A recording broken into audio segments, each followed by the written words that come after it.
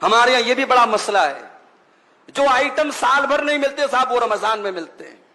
مسلمانوں کے علاقوں میں چلے جاؤ تو ایسا لگتا ہے یہ قوم کھانے کے لیے پیدا ہوئی ہے۔ اتنے ہوٹل برساتی میڈک کی طرح کھل جاتے رمضان میں، اللہ کی پناہ۔ ہم نے رمضان کا مطلب ہی بدل ڈالا میرے بھائی۔ رمضان اپنے آپ کو، اپنے پیٹ کو صحیح کرنے کا مہینہ تھا، ہم نے پیٹ کو خراب کرنے کا مہینہ بنا دیا۔ اتنا کھاتے ہیں لوگ، اللہ کی پناہ ہے۔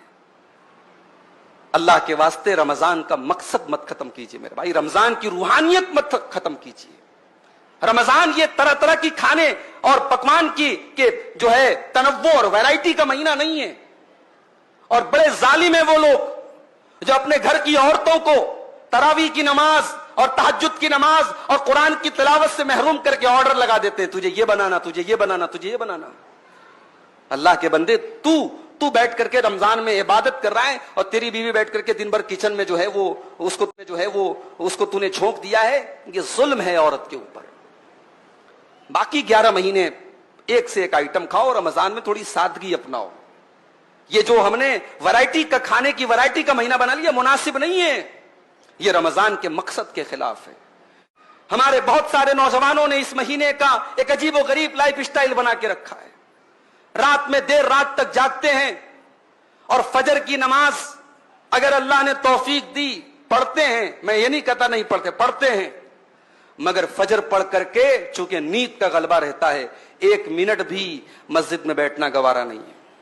فجر پڑھ کے جو جاتے ہیں تو سو جاتے ہیں، پھر اٹھتے ہیں سیدھے ظہر کے ٹائم۔ ظہر پڑھ کر کے مسجد میں بیٹھے بیٹھے وہی مسجد میں ہی دراز ہو جاتے ہیں، لیٹ جاتے ہیں، پھر صاحب نیند کھلتی ہے عصر کے ٹائم۔ پھر اب عصر کے بعد افطاری کے طرح طرح کے آئٹم کا انتظام کرنا ہے، دسترخوان کو سجانا ہے، اس کی تیاری میں لگ جاتے ہیں۔ پھر تب تک افطار کا ٹائم ہو جاتا ہے۔